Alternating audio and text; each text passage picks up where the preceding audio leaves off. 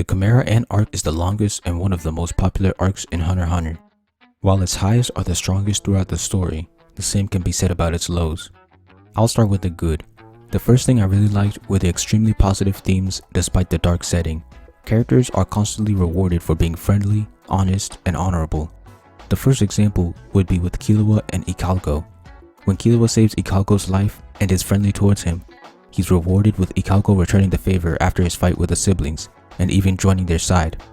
When Knuckle releases his power on Yuppie in order to save Moro, Yuppie spares all of their lives. When Killua decides to approach Palm as a friend rather than as an enemy, she breaks free and becomes an ally. When Welfin opens up and tells the truth to Icalco, Icalco spares him, and in return, Welfin's Hatsu wears off on him. The second element that made this arc good was Gon's reflection of Killua and Meruem. In previous arcs, Gon was the bright and optimistic character, while Killua was the cold and pessimistic one. Gon was like Killua's light, but in this arc, the roles become reversed.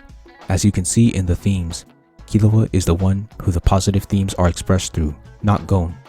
Killua becomes a more open and friendly person and is rewarded with that by recruiting useful allies like Icalco and Palm. Meanwhile, Gon becomes cold and is extremely focused on saving Kite and getting revenge. In his fight against Pito, he descends into darkness, giving up his Nen to brutally murder his enemy. Gon also has a reflection in Meruem. Meruem is a Chimera Ant who starts off as a vicious and sadistic monster, but through interacting with Komuki, he becomes compassionate and more human. He starts to treat others with respect and even spares his opponents towards the end. Meanwhile, Gon becomes more monstrous. This trait is most evident when he threatens the life of an innocent human just to get what he wants. These mirrored arcs were executed flawlessly. The third element is the attack on the castle.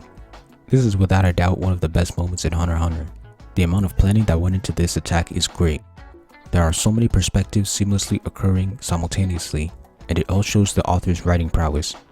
The characters strategically utilize different abilities, like Nov's space manipulation, Meleoron's invisibility, and Icalco's body manipulation in intelligent ways.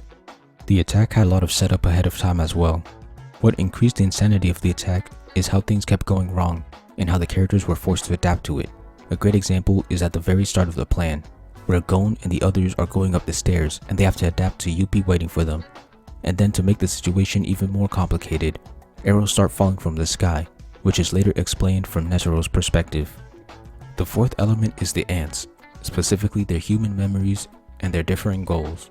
The human memories humanize the ants, gives them a backstory, potentially gives them a character arc, and a justifiable reason for switching sides. Characters like Colt, Welfin, Blaster, and Chidore benefit from this. It also serves as an example of one of this arc's themes, which is that humans and ants are capable of both good and bad. Ants like Leo, having different goals, not only serves as a justifiable weakness to the group, but it characterizes them and makes the ones that disobey stand out. It is also understandable and realistic that not everyone would agree to follow orders. For the Royal Guards, Poof and Yuppie operating under their own standards gives the heroes more of a fighting chance against their powerful opponents. The final element that makes this arc great is the powers and the fights. The fights are very strategic and make use of creative abilities. Abilities like Godspeed, Paper and Scissors, and Deep Purple create amazing battles that didn't always rely on brute strength, but strategy. Fights like Gon vs Knuckle, Morel vs Chitu, Gon vs Barrow, Killua vs the siblings, and Morel vs Leol displayed epic and creative strategies. This arc contains some of the best fights in Hunter x Hunter. Now, the first negative element isn't too big, and that is the slow parts. The arc starts off slow and boring, but then builds up to battles with the ants. The arc slows down again with the training against Knuckle, but eventually picks back up and raises the intense levels of entertainment. The next negative is a lot more impactful, and that is the power of the Royal Guards and Meruem. Using my escalation video as reference, characters need to be balanced in order to create a good fight. If a character has high advantages with little to no drawbacks, then there is no exploitable weakness and the fight will boil down to power levels and having more of a specific attribute. As I said in that video, if a character's powers have no weaknesses to be targeted, the character becomes broken and the author is forced to make something convoluted to stop them. This is the problem with the ants. They are extremely fast, strong, durable, and etc. But there is no drawback to these abilities. This is simply bad writing and an amateur mistake. Dragon Ball Z made that mistake so that other stories wouldn't have to, yet Hunter x Hunter makes this obvious mistake here. And as I said, something convoluted would be required to stop them, but I'll talk about that in the next section. All 4 of these powerful ants are killed by Deus Ex Machinas, and it is an extremely sad way for this arc to go out, as it was doing so well up till then. The last negative is the 2 Deus Ex Machinas. A Deus Ex Machina is an unexpected power or event saving a seamlessly hopeless situation, especially as a contrived plot device in a play or a novel. The first is Gon's transformation. It is explained that he made a vow that would give him all the power that he would ever gain in his life right now, at the cost of his Nen. Vows are a terrible part of the Nen system, as the 2 biggest ones, Gon and Kurapikas, give the user a huge amount of advantages, with drawbacks that do not affect the current fight. I'll focus on Gon, since his vow is in this arc. The first problem with this vow is that we had no idea that a vow this loose could be made. How does he or his Nen know how much power he would get in the future?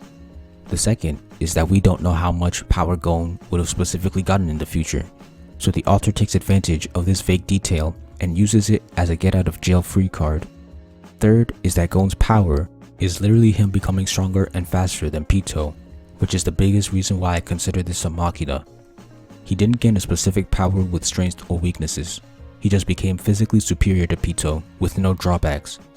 This also has the same balancing issue. While his body got messed up after the fight, the drawbacks only kicked in once it was convenient for the plot.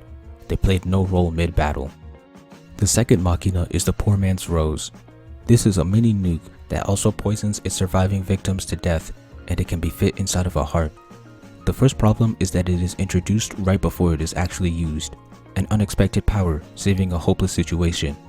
The backstory is given right before Netero kills himself. There is no foreshadowing or mention of such a powerful weapon prior to this. The second problem is how convenient it is. It is not only small enough to fit in Netero's heart, but also activates once he dies, and since the king is so unbalanced that he survives it, it also has a poison that will without a doubt kill its target. It is so powerful that even the broken ants are killed by it. It is the ultimate problem solver. What makes this even worse is that Hunter x Hunter is a battle manga, meaning that most conflict is solved with fighting, and in Hunter x Hunter's case, Nen. But this bomb is purely technology, making it so unexpected and unsatisfying. This is the lazy and severely disappointing end that Meruem, Yuppie, and Poof suffered. As I said before, the broken and unbalanced character can only be defeated by a contrived power or event, otherwise known as a Deus Ex Machina. This bomb also brings up the question of why they didn't just nuke the ants at the start of the arc. In conclusion, the Chimera Ant arc has a lot of good qualities like the themes, character arcs, the final attack, the fights, and the ants, but the few flaws, specifically the Deus Ex Machinas, really stand out and hold the arc back. Although the bad is some of the worst writing I've seen in manga, the good is some of the best writing I've seen in manga as well. And since there are more good elements than bad, I still think very highly of this arc.